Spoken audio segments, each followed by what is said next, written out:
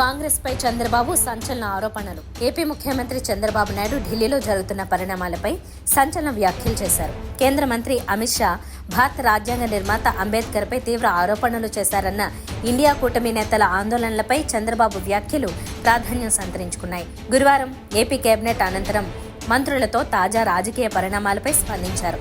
ఈ సందర్భంగా ఆయన మాట్లాడుతూ కాంగ్రెస్ హయాంలో అంబేద్కర్కు తగిన గౌరవం లభించలేదని, అంబేద్కర్ ఓడిపోయింది కూడా కాంగ్రెస్ హయాంలోనేనని పేర్కొన్నారు. కూటమి నేతలు సున్నిత అంశాలపై జాగ్రత్తగా ఉండాలని, మంచి ఉద్దేశంతో మాట్లాడినా చెడుగా ప్రచారం చేసేవారు ఉంటారని తెలిపారు. గతంలో వ్యవసాయం దండగా అని అనుకున్నా అన్నట్టు ప్రచారం చేశారని మంత్రులకు గుర్తు చేశారు. వీపీ సింగ్ హయాంలో పార్లమెంట్ ఆవరణలో విగ్రహం ఏర్పాటు జరిగిందని, స్వాతంత్రం వచ్చిన నాటి నుంచి ఇప్పటి వరకు అంబేద్కర్కు ఎవరి ద్వారా గుర్తింపు వచ్చిందనే దానిపై చర్చ జరగాలని అభిప్రాయాన్ని వ్యక్తం చేశారు. బాబుని నమ్మొద్దని అప్పుడే చెప్పా. కూటమి ప్రభుత్వం వచ్చి 6 నెలలు కాలేదని, అప్పుడే ప్రజల నుంచి వ్యతిరేకత వస్తోందని మాజీ సీఎం జగన్ అన్నారు. ఇలాంటి వ్యతిరేకత ఏ ప్రభుత్వానికి రాలేదని చెప్పారు. బాబుని నమ్మొద్దని అప్పుడే ప్రజలకు చెప్పాం. ఆయనను నమ్మడం అంటే పులి నోట్లో తలపెట్టడమే. నేను పలావు పెట్టా, బాబు బిర్యానీ పెడతానన్నారు. ఇప్పుడు పలావు పోయింది, బిర్యానీ పోయింది. ఇక మేం పోరాటాలు చేయాల్సిన సమయం ఆసనమైంది అని ఆయన పేర్కొన్నారు. ఔటర్ టెండర్ పై సిట్ కేటీఆర్ చుట్టూ ఉచ్చు బిగుస్తోంది.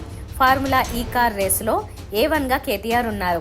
ఓఆర్ఆర్ అంశంలోనూ కేటీఆర్ టార్గెట్గా సర్కార్ చర్యలకు సిద్ధమవుతోంది. ఓఆర్ఆర్ లీజ్పై సిట్ కొరడా ఝులిపించింది. సిట్ విచారణకు సీఎం రేవంత్ రెడ్డి ఆదేశాలు జారీ చేశారు. భారత్లో పారా అథ్లెటిక్స్ వరల్డ్ ఛాంపియన్షిప్స్ 2025 ఢిల్లీలోని నెహ్రూ స్టేడియంలో జరగనున్నాయి. ఈ ఈవెంట్ను భారత్ నిర్వహించడం ఇదే తొలిసారి. నాగార్జున పరువు నష్టం కేసు కొండా సురేఖ విచారణకు రావాలన్న కోర్టు. సినీ నటుడు నాగార్జున దాఖలు చేసిన పరువు నష్టం కేసులో మంత్రి కొండా సురేఖ వ్యక్తిగతంగా హాజరు కావాలని నాంపల్లి ప్రజాప్రతినిధుల కోర్టు స్పష్టం చేసింది. కేసులో త్వరితగతిన విచారణ చేపట్టేందుకు తాము అంగీకరించినందున ఈ నెల 26న కొండా సురేఖ హాజరు కావాలని ఆదేశించింది. బాణసంచపై శాశ్వత నిషేధం. తీవ్ర వాయు కాలుష్యంతో ఢిల్లీ ఉక్కిరిబిక్కిరవుతోన్న విషయం తెలిసిందే. ఈ పరిణామాల నడుమ రాష్ట్ర ప్రభుత్వం కీలక నిర్ణయం తీసుకుంది. దేశ రాజధానిలో బాణసంచపై శాశ్వత నిషేధం విధిస్తున్నట్లు ప్రకటించింది.